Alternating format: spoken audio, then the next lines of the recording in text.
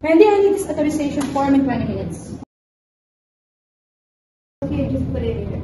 I finish it when I get 6 minutes. I said do this now. Who do you think it's why? Sabi ko, bakit gusto ko yan pag may oras na? I've been here for 21 years. I know how things run. Do this. Boss mo ako. Don't talk to me like that.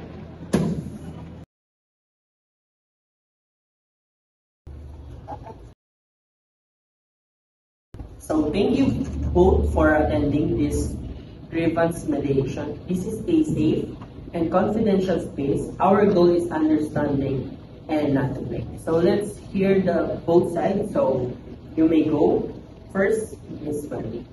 Sir, I feel disrespected and undermined when Molly gives me direct orders. It happens repeatedly. Her body language, tone, na parang siya pa yung boss. It affects my authority and team morale. That's why I requested for transfer. Now your side, Ms. Molly. Sir, I've been here for 21 years. I know how things run. When this knew she doesn't prioritize urgent forms, I wasn't ordering her, I was reminding her. Then she stood up and yelled at me. That was so aggressive. Now I'm being transferred. It's unfair punishment for doing my job. So thank you for saying your complaints. So it's natural in company to have this kind of misunderstanding. So now, Ms. Molly, I know that you have been here for 21 years, but know that Wendy is your supervisor.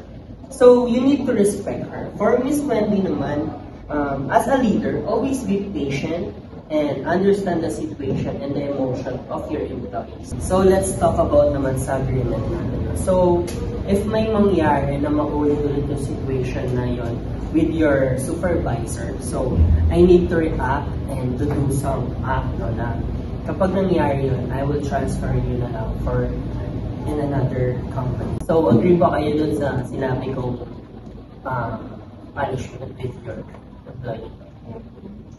So you need to sign your disagreement form.